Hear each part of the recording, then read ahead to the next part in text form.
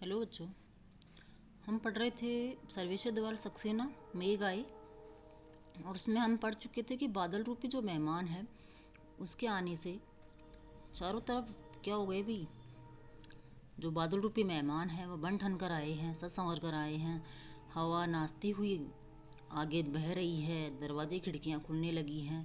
अर्थात जो गांव के लोग हैं, ग्रामीण परिवेश का वर्णन है। गांव के लोग हैं, दरवाजे खिड़कियां खोलकर जो मेहमान आया है उसको देखने लगे हैं, अर्थात बादलों को झांकने लगे हैं। जो बादल हैं सज संवर कर आए हैं, पानी से भरकर आए हैं। जिस प्रकार से गांव में एक मेहमान आता है उसी प्रकार से जो बादल हैं वह सज संवर कर आए हैं। तो जो मेघ रूपी मेहमान, मतलब यहाँ कौन सा अलंकार हो गया? रूपक अलंकार हो गया। और साथ में इसमें मानवीकरण भी आएगा, क्योंकि मेघ बादलों को क्या बना दिया गई? जो बादल है प्रकृति है, और प्रकृति को किसके रूप में वर्णित कर दिया गया? एक मानव के रूप में वर्णित कर दिया गया, सजीव के रूप में इनको वर्णित किया गया। नेक्स्ट पढ़ रहे हैं आगे हम।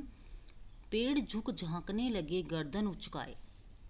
जो पेड़ हैं, बादल रूपी मेहमान के आने से पेड़ हैं वह, क्योंकि उनके आगे क्या चल रही है? हवा चल रही है।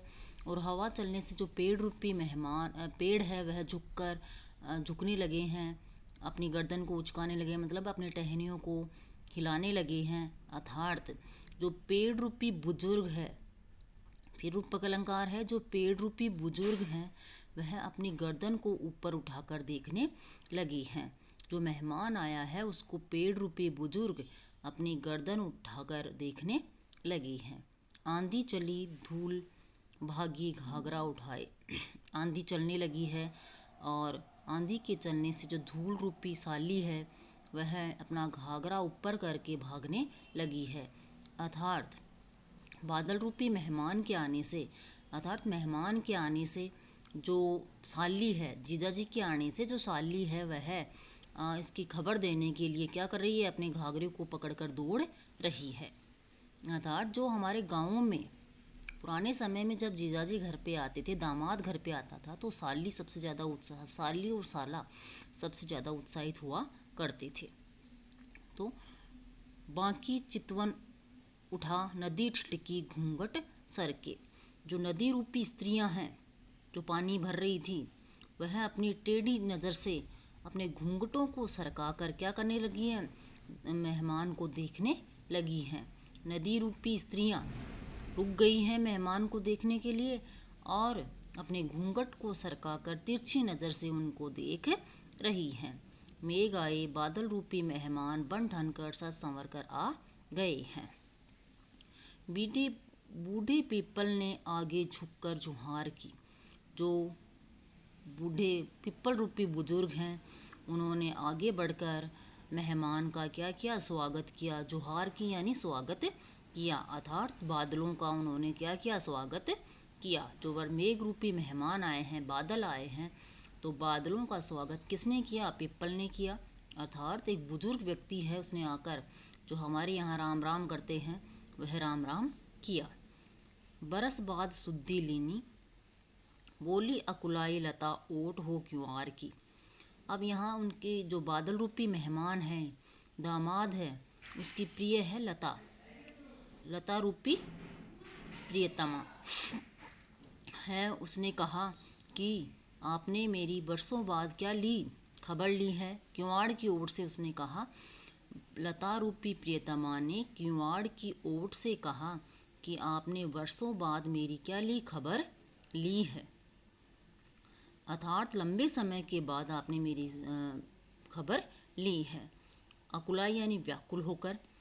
दूसरा अर्थ लेंगे हम, जो बादल रूपी बादल हैं वह आए हैं, तो लोग कहने लगे हैं, गांव के लोग कहने लगे हैं कि लंबे समय के बाद बारिश होने वाली है। हर्षाया ताल लाया पानी परात भर के। और जो प्रसन्नता के साथ ताल रूपी साला है वह मेहमान का स्वागत करने के लिए, पैर धुलवाने के लिए परात में पानी भरकर ले आया है।